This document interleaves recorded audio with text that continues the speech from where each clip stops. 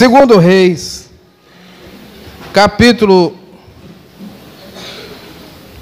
7.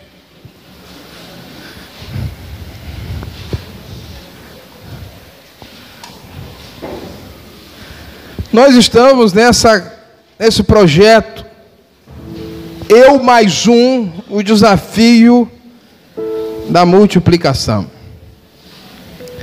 E hoje eu queria meditar aqui com os irmãos sobre quem é que Deus vai usar para que a multiplicação aconteça. Segundo Reis, capítulo 7.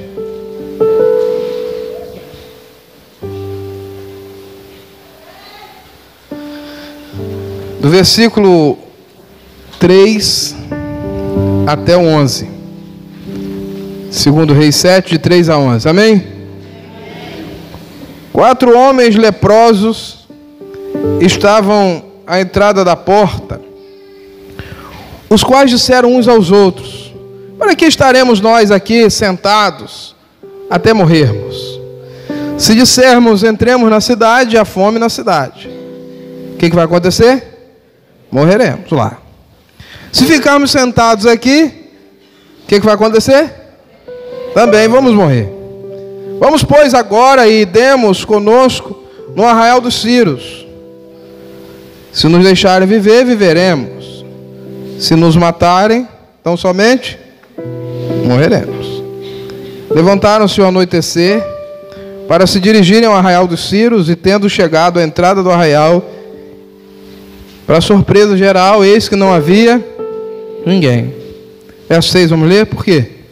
Porque o Senhor fizera ouvir no arraial dos Círios ruído de carros e de cavalos, e o ruído de um grande exército, de maneira que disseram uns aos outros: eis que o rei de Israel alugou contra nós os reis dos heteus e os reis dos egípcios para virem contra nós.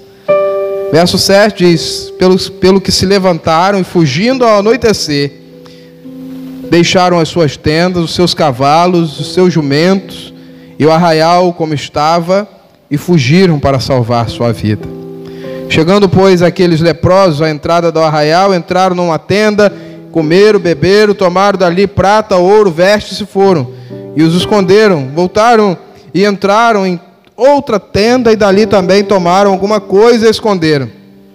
Olha o versículo 9, segundo Reis 7, 9. Vamos ler?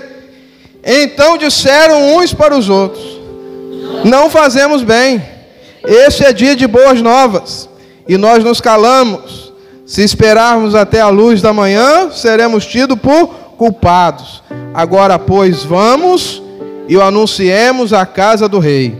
Verso 10 diz: vieram, pois, e bradaram aos porteiros da cidade, e lhes anunciaram, dizendo: fomos ao arraial dos Círios, e eis que lá não havia ninguém, voz de ninguém, mas somente cavalos, jumentos atados e as tendas como estavam. Então os porteiros gritaram e fizeram anunciar a nova no interior da casa do rei. Toda a igreja, irmãos, é um presente de Deus para a cidade. Toda a igreja pode causar um impacto positivo na cidade. Eu creio que existe uma relação entre a igreja e a cidade. Por isso nós estamos com muito temor, humildade e pé no chão, sonhando com a nossa cidade de Campos dos Goitacazes. E pensando, orando e trabalhando para causar um impacto, não somente no bairro de Itapera, mas que a nossa existência como igreja cause também um bom impacto nessa cidade de Campos dos Goitacazes. Você crê que isso é possível? Precisamos fazer uma leitura espiritual da nossa cidade. Como está a nossa cidade? Como está o bairro de Itapera? Como está o lugar onde você mora? Será que, espiritualmente falando, a nossa cidade não está sitiada? O estado de sítio era quando o inimigo vinha, cercava a cidade. Ninguém entrava, ninguém saía. Havia opressão na cidade. Será que Itapera não tem vivido dias de opressão? Será que Campos não tem vivido dias de opressão? Será que esse estado do Rio de Janeiro não tem vivido dias de opressão? Será que a nação brasileira não tem vivido dias de opressão, meus irmãos? Quando a gente olha para fora, a gente pensa que a cidade está enferma. É violência, é maldade atrás de maldade. Falávamos aqui essa semana de um grupo de criminosos, de assaltantes, que para roubar uma família, pegou o carro e atropelou um pai, a mãe e um filho de 10 anos, uma criança de 10 anos. E para piorar, aquela moça estava grávida de 3 meses. Com o impacto do carro, ela perdeu o neném. Tem um bebê internado no Rio de Janeiro, porque tomou uma bala perdida antes de nascer. Na barriga da sua mãe, ele foi alvejado por um tiro que atravessou o seu ventre. O que está acontecendo com esse estado? Quando a gente olha para o trânsito, meu coração doeu ontem, que eu vi a história de uma dona, uma idosa, que desceu do ônibus, 70 e poucos anos, atravessou, o caminhão não viu que o sinal estava aberto, fechado, atropelou e matou na hora. O que está acontecendo, irmãos? Quando a gente fala dos vícios, tanta gente viciada, tanta gente aprisionada a realidades virtuais, oprimida nos vícios das drogas ilícitas e das drogas lícitas. A imoralidade tomou conta de tudo. Para onde você olha, você vê o culto à imoralidade. Quando você olha para a juventude da nossa cidade, eu vejo uma juventude que virou as costas para Deus. Quem conhece, já viveu o ambiente de escola, ensino médio, o ambiente das faculdades, você vê como que a nossa juventude virou as costas para o Senhor. A corrupção está instalada em todos os níveis, em instituições. E para piorar a situação desses últimos dias, as práticas que antes eram condenáveis, hoje elas são defendidas abertamente e aplaudidas. Antigamente um homem tinha vergonha de rebolar, hoje um homem rebola e o povo bate palma e dá risada. O que é isso que nós estamos vivendo? Há uma grande parte dos políticos e dos defensores das causas sociais da nossa nação que estão defendendo abertamente o aborto, mas condenam o maltrato de animais. O que está acontecendo? Promiscuidade, homossexualismo. A cidade está sitiada ou não está sitiada, irmãos?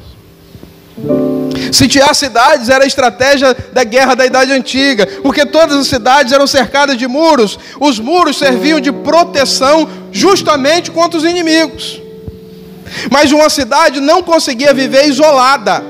Era preciso ter interação com o mundo lá fora.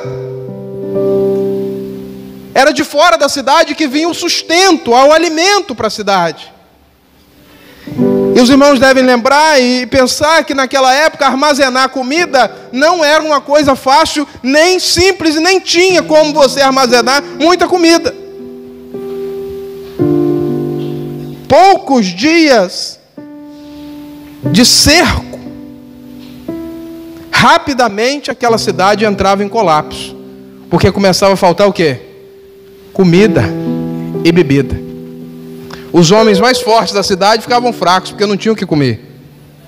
O exército não fazia nada, apenas acampava e dizia: ninguém entra, ninguém sai, a não ser que vocês venham aqui lutar com a gente. Essa é a situação de Samaria, no contexto desse texto que nós lemos. O exército da Síria sitiou a capital do reino de Israel e havia fome. E o estado era tão dramático, a ponto de mães estarem cozinhando seus próprios filhos para comer. O rei viu duas mães brigando e perguntou: o que foi? E ela disse: olha, nós fizemos um combinado. Uma mãe diz para a outra: hoje nós vamos assar meu filho e amanhã nós vamos assar o seu. E aí aquela que deu o filho primeiro assou, comeram. Quando chegou na vez dela de assar o filho, ela disse: não, agora não. E a mulher estava em ponto de esganar uma outra.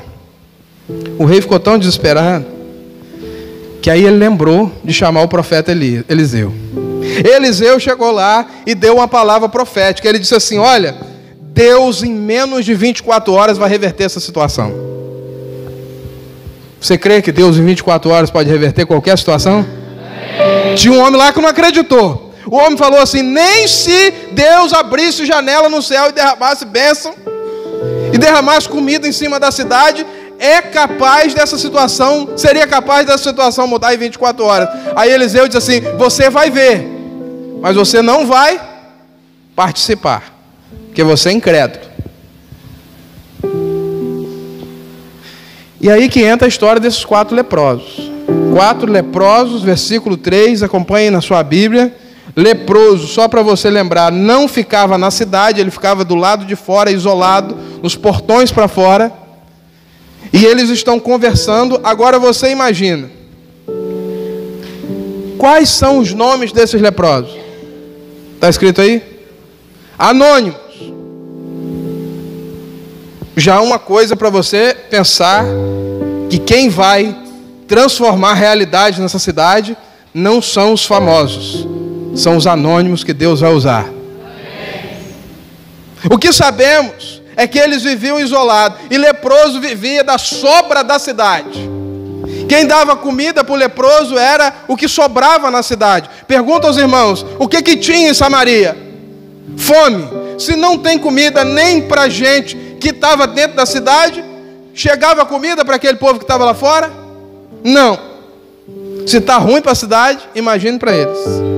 Aí eles tiveram uma ideia.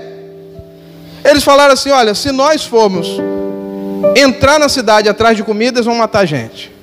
Se nós ficarmos aqui e não fizermos nada, o que vai acontecer? Nós vamos morrer de fome. Eu estou tendo uma ideia aqui boba. Nós vamos lá no Arraial dos Círios, vamos bater lá e dizer: por favor, me dá um pedaço de pão, me dá alguma coisinha para comer. Se eles derem, a gente vive. Se não derem, vão matar a gente mesmo.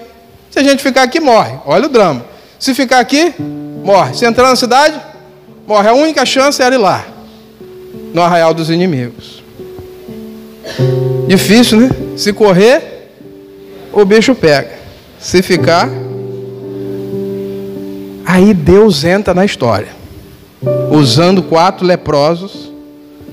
E eu fico imaginando o que Deus fez. Eu gosto de viajar. Se tiver uma videoteca no céu que gravou essas cenas, quando eu chegar lá, se Jesus permitir, eu queria ver. Mostra o filme lá dos leprosos. Como é que foi?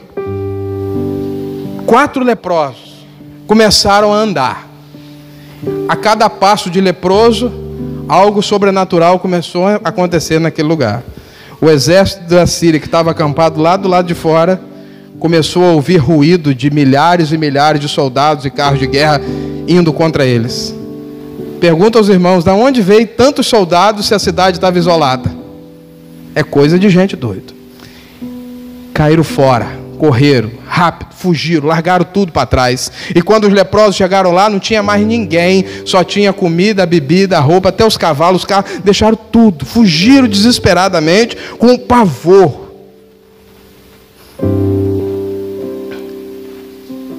Aí você imagina gordinho em final de jejum na churrascaria.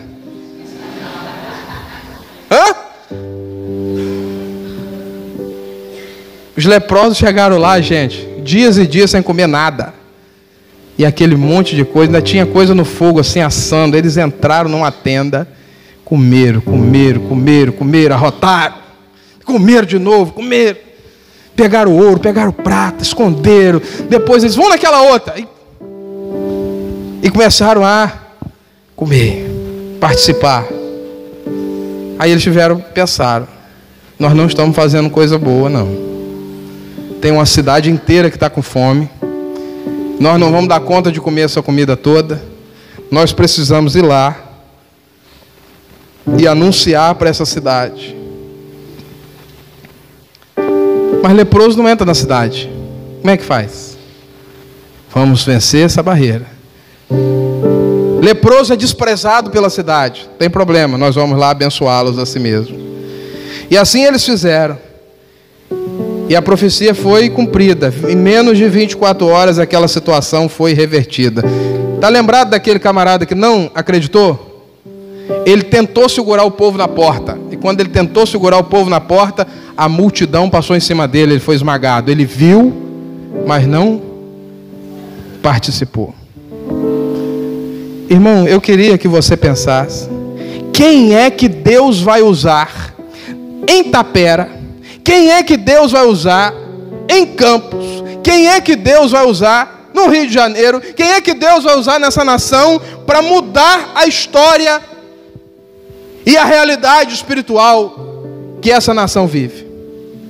Quem Deus vai usar para libertar os oprimidos? Quem Deus vai usar para anunciar as boas novas, as boas notícias?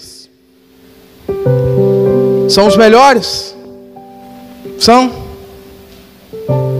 São aqueles que têm se achado preparados?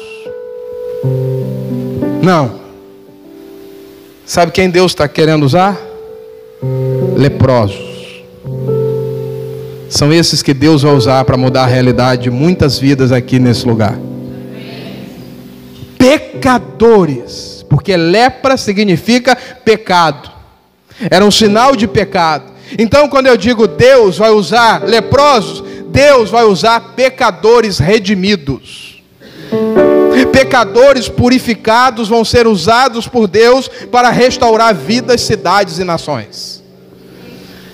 Eu sou um leproso e quero ser usado pelo Senhor. Você pode dizer isso?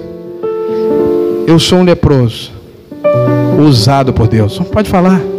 Eu sou um leproso, eu sou um pecador, mas eu quero ser usado por Deus. Você quer ser usado por Deus?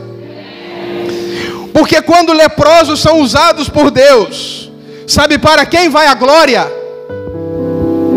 Para Deus e não para os homens. Por isso que Deus está escolhendo usar os anônimos, os pequenos, os desprezados, os pobres, para que toda a honra e toda a glória sejam dadas apenas ao nome do nosso Senhor. Agora, para você ser usado por Deus, é preciso que você vença algumas coisas na sua vida, que esses leprosos tiveram que vencer. O que precisamos vencer? É a pergunta que a gente tem que fazer hoje. Primeira coisa que todos nós precisamos vencer é o conformismo. Vamos dizer? Conformismo. Se você cruzar os braços, sabe o que vai acontecer? O que vai acontecer? Hein, irmão? Braço cruzado, vai acontecer o quê? Nada. E o autor da música antiga dizia: você vai ficar aí com a sua boca cheia de dente, esperando a morte chegar. Turma da Arca de Noé sabe. Olha, irmão, eles tinham 3 opções. Se nós ficarmos aqui e não fizermos nada, nós vamos morrer. Se nós voltarmos para a cidade, nós vamos morrer. Mas existe uma outra opção, que é avançar, fazer algo novo, sair do comodismo e fazer alguma coisa inédita. Tentar. algo. As coisas só vão acontecer quando você começar a sair do lugar da acomodação. Vencer o comodismo. Tá tão bom aqui, né? Não tem comida, não tem bebida, mas também não tem apurreação, ninguém perturba a gente. Vamos ficar aqui mesmo. Eu vou morrer mesmo. Esse é o pensamento daquele que está prostrado. Ele diz assim: eu não tenho coragem, eu não tenho força, eu não posso fazer nada. Deixa essa cidade do jeito que está, que caia tudo na cabeça, eu não estou nem aí. Eu vou cuidar de mim, não vou fazer nada não. Outros estão pensando assim: vou voltar, vou retroceder, eu vou para a cidade de onde eu já saí. Mas tem algumas pessoas que estão dizendo assim: é para frente que se anda, nós vamos avançar em nome de Jesus. O que você vai escolher hoje, irmão? Ficar parado no mesmo lugar, voltar para onde você veio, ou ir em direção à bênção de Deus na sua vida? Todos nós temos essa opção: estagnados, parados, braços cruzados, sem ver acontecer nada de novo na sua vida, só vendo as coisas piorarem e você não faz nada. Muitos estão pensando: eu vou voltar para o mundo, eu vou chutar o pau da barraca, eu vou desfazer tudo, eu vou abandonar. Mas tem alguém que está dizendo: eu vou para frente, eu vou avançar, eu vou pedir a Deus uma nova alternativa. Esse é você? Amém. Segunda coisa que todos nós precisamos vencer é o derrotismo. Vamos falar? Derrotismo. Repare no versículo 3, versículo 4, quantas vezes a palavra morrer aparece. Se eu ficar aqui, eu morro. Se eu vou para a cidade, morro. Se eu for para lá, eu posso morrer. Não tem jeito, não muda. Essa pessoa nunca melhora. Em nome de Jesus, Deus quer começar a trabalhar na sua mente. Porque uma mente boa gera ações boas. Você é aquilo que você pensa. Vamos falar? Eu sou. Vamos? Eu sou. Peraí, todo mundo junto? Eu sou aquilo que eu penso. Se você só pensa coisa ruim, você vai ficar ruim. Você acorda de manhã dizendo: meu Deus, não é possível, esse telefone vai tocar, eu vou receber uma notícia ruim. Sai disso, irmão. Meu Deus, vai acontecer alguma coisa essa semana. Eu estou sentindo, estou angustiado, estou com uma coisa ruim na minha cabeça. Melhora. Deus pode mudar a história. Derrotismo, sai para lá. Terceira coisa, você precisa vencer o narcisismo e o hedonismo. Que raio de coisa é essa, pastor? Narciso era aquele cara que olhou a imagem dele na água, no reflexo da água. Ele achou que ele era tão bonito, tão bonito, tão bonito, tão bonito, que ele não conseguia parar de olhar, e ele morreu ali. Narcisista é aquele que só olha para si mesmo, só pensa nos seus problemas, nas suas dificuldades, e acha que ele é a última bolacha do pacote, a última Coca-Cola do deserto. É, bonitão.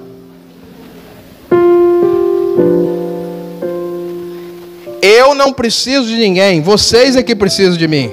Quero ver o dia que eu sair aqui dessa igreja, o que vai acontecer. Estão achando que a minha presença aqui é insignificante, né? Eu vou embora, eu vou sair. Aí eu quero ver o que eles vão fazer sem mim. Narcisista. Hedonismo vem de prazer. É a pessoa que só quer se satisfazer. Ela vive para encher a sua própria vida de satisfação e de prazer. Ele não pensa em ninguém. É o que Paulo diz: o Deus deles é o ventre. Precisamos, irmãos, parar de pensar apenas nos nossos prazeres e necessidades. Eles estavam com fome, eles comeram, eles beberam, eles se satisfizeram, mais eles começaram a pensar na necessidade do outro. Tem gente lá naquela cidade que está com fome. Eu estou com a minha barriga cheia, mas aquele lá está com fome. Eu posso fazer alguma coisa para ajudar. Eu não posso deixar que apenas a minha vida seja abençoada, enquanto tem gente que está do meu lado precisando da bênção de Deus. Eu não posso querer apenas que a minha família conheça Cristo, enquanto tem famílias em Tapera que estão carentes da ação de Deus na sua vida. Amém, meus irmãos? Você pensa, irmão, o que é servir a Deus? E a Bíblia diz que quem não serve a Deus, serve a quem? Quem não serve a Deus, serve ao? Agora, como é que a gente serve ao diabo? Presta atenção. A gente fala em servir a Deus, a gente pensa em quê? Orar, vir ao culto, ofertar, pregar o evangelho, não é isso? Aí a gente fala assim, quem não serve a Deus, serve ao diabo. Aí quando a gente fala, está servindo ao diabo, a gente pensa em quê? O camarada bota o pentagrama, acende um incenso e começa a louvar o diabo. Ou então ele vai na encruzilhada e faz o seu, coisa lá. Aí a gente olha e diz assim, esse aí está servindo o diabo, não está servindo a Deus. E aquele que não está fazendo nenhuma coisa ou outra, está servindo a quem? Sabe o que é servir ao diabo? Servir ao diabo é servir a você mesmo. Quando você serve a você mesmo, ou vive para servir a você mesmo, você está servindo ao diabo, você não está servindo a Deus. Servir ao diabo é viver para si mesmo. Esses estão servindo ao diabo. E desculpa falar, irmão, tem muita gente dentro da igreja pensando que está servindo a Deus, mas na verdade está servindo ao diabo. Não está acendendo vela, nem fazendo despacho, mas só pensa em si mesmo.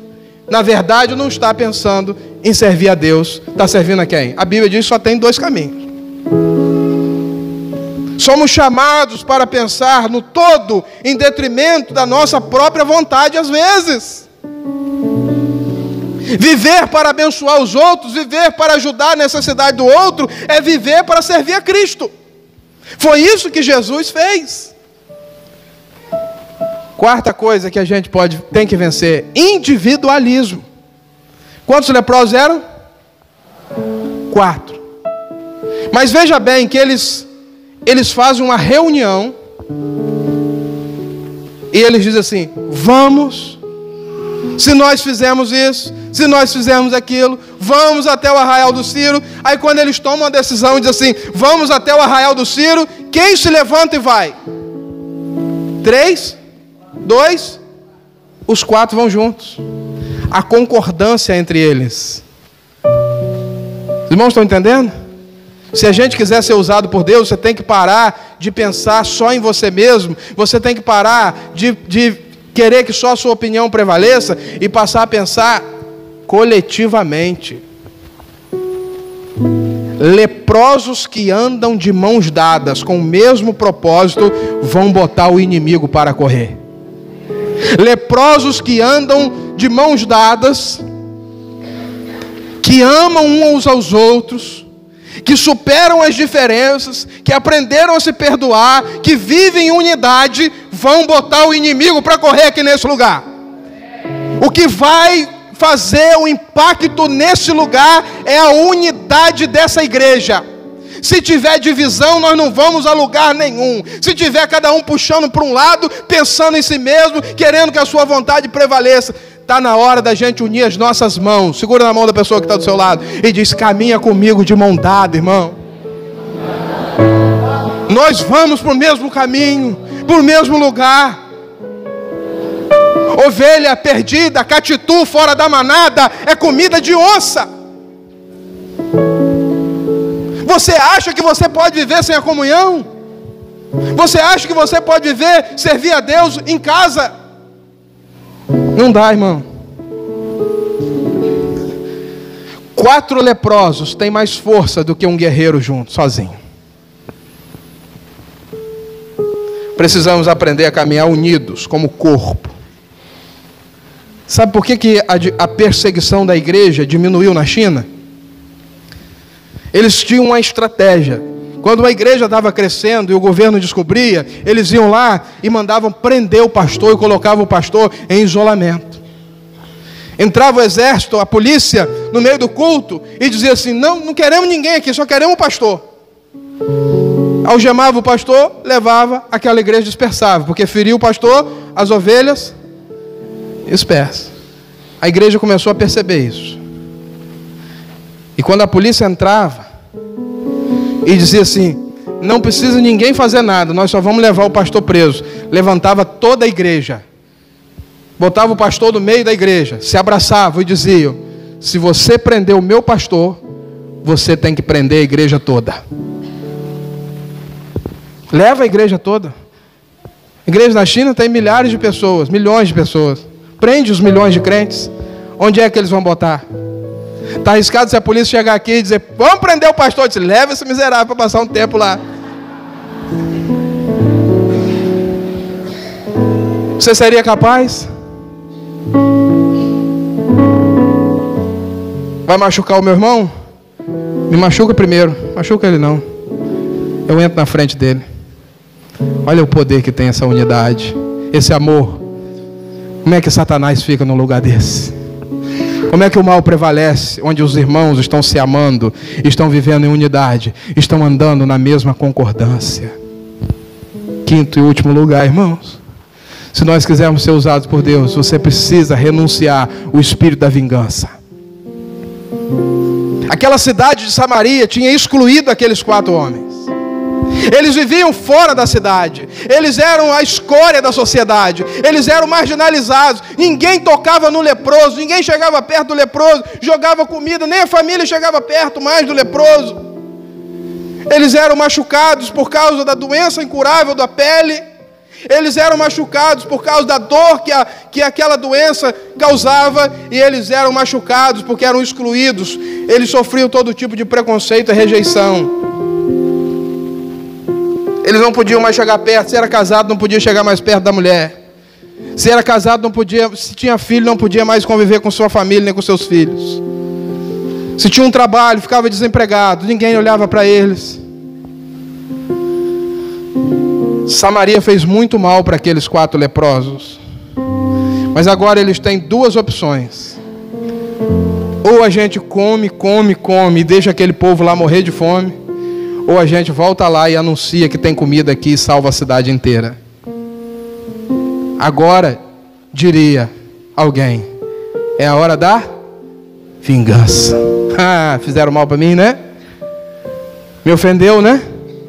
Me prejudicou, né? Me rejeitou, né? Agora eu tenho a oportunidade de te abençoar. Sabe o que eu vou fazer? Te abençoar. Quer ser usado por Deus? Vem essa vingança, esse espírito de vingança. A hora que você tiver a oportunidade de abençoar quem te fez mal, não hesite, levanta a sua mão e abençoa. Você vai acumular brasas vivas sobre a sua cabeça. A hora que o seu inimigo tiver fome, churrasco. Se tiver sede, Coca-Cola. Sem veneno, tá, gente?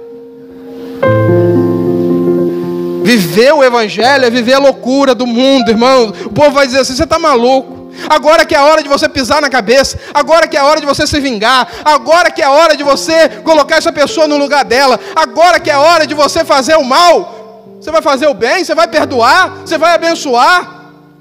E muitas vezes a pessoa que te fez mal vai vir até você, Deus vai colocar a pessoa naquela situação. Sabe o que você vai fazer? Abençoa, dê o seu melhor, porque quem vai te honrar é o Senhor. Eles foram usados por Deus porque eles venceram a vingança, o desejo de se vingar. Estamos perdendo muitas coisas, irmãos. Estamos deixando de ser usados por Deus por muitas coisas. Sabe por quê? Porque nós estamos sendo vencidos pelo comodismo. Porque você não quer sair do lugar, você não quer crescer, você não quer estudar, você não quer melhorar, você não quer nada. Sabe por que nós estamos perdendo muitas batalhas? você perde muita batalha na sua família, essa igreja perde muitas batalhas, porque seu coração está cheio de amargura. Como é que um coração cheio de amargura vai ser usado por Deus? Sabe por quê que nós estamos perdendo muitas batalhas? Porque a gente só está pensando em nós mesmos. Porque a gente está vivendo apenas para o nosso prazer e satisfação. Sabe por que a gente perde muitas batalhas? Porque você perde a batalha antes de ir para a guerra. Porque você diz, já estou perdendo, já perdi. Não vale nem a pena eu ir, já estou derrotado. E você perde uma oportunidade que Deus te dá. Hoje é dia de vencer essas barreiras. Hoje é dia de vitória na sua vida. Hoje é dia de você superar alguns obstáculos. Você crê? Amém? E o que Deus vai fazer? Quais são as virtudes que você precisa se encher? Em primeiro lugar, restaure a compaixão na sua vida. Seja um homem ou uma mulher cheia de compaixão. Segundo lugar, seja ousado. Eles fizeram algo inédito. Eles tentaram algo que nunca ninguém pensou que ia dar certo. Mas o Senhor abençoou e eles foram usados por Deus. Pastor, uma pessoa me abraçou e disse, sua igreja é tão boa, por que o senhor está inventando esse negócio de célula? O senhor vai botar mais gente aonde? Mas falou com amor, não foi nem assim.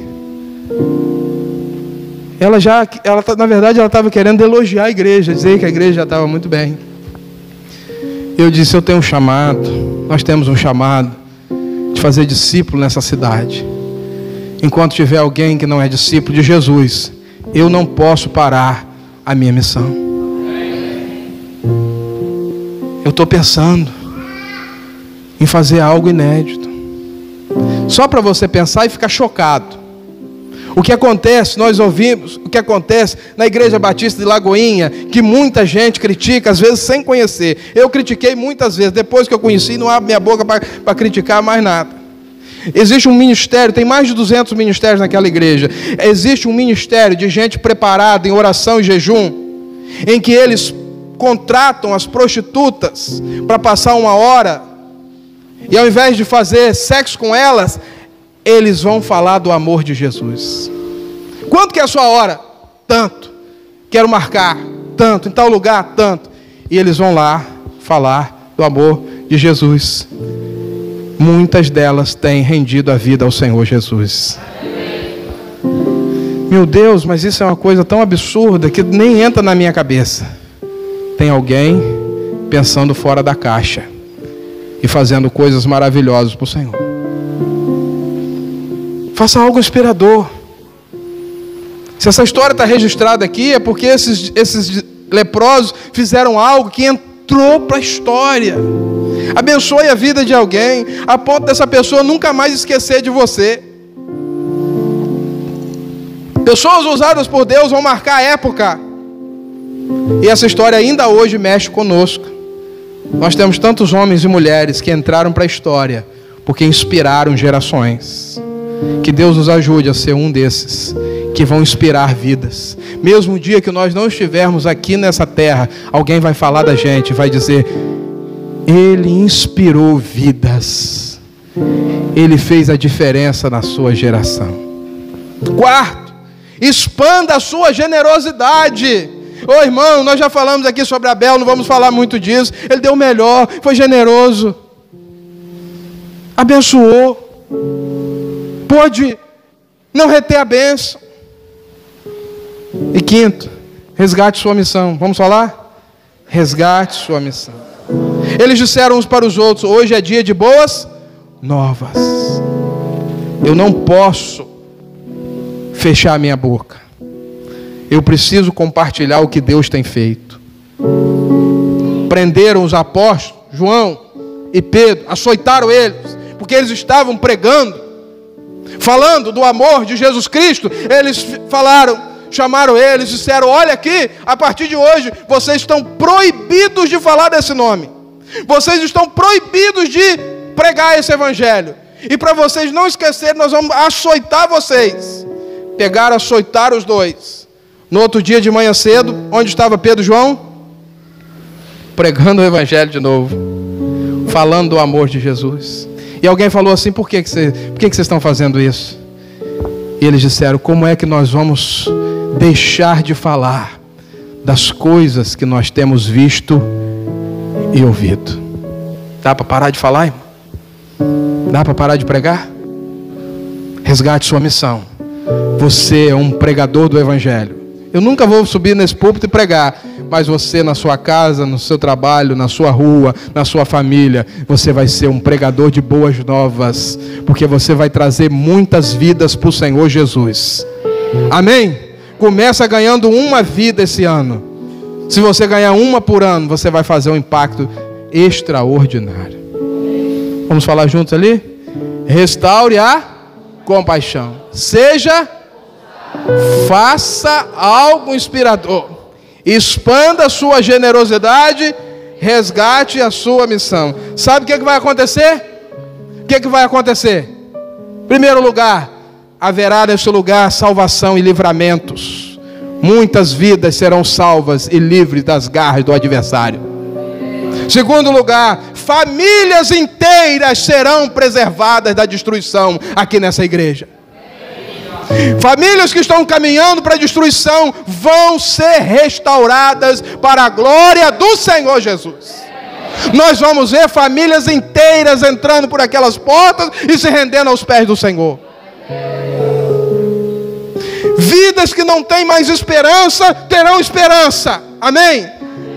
A esperança voltará a brilhar em muitos corações através das nossas vidas.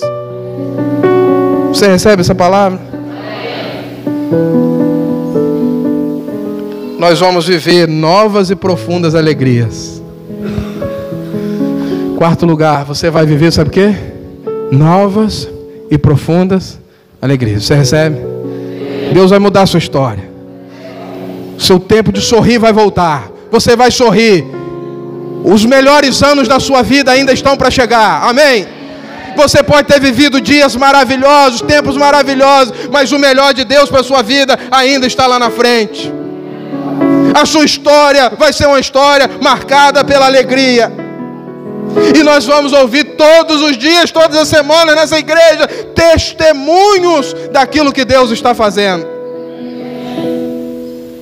Vamos ficar de pé para oração, irmãos?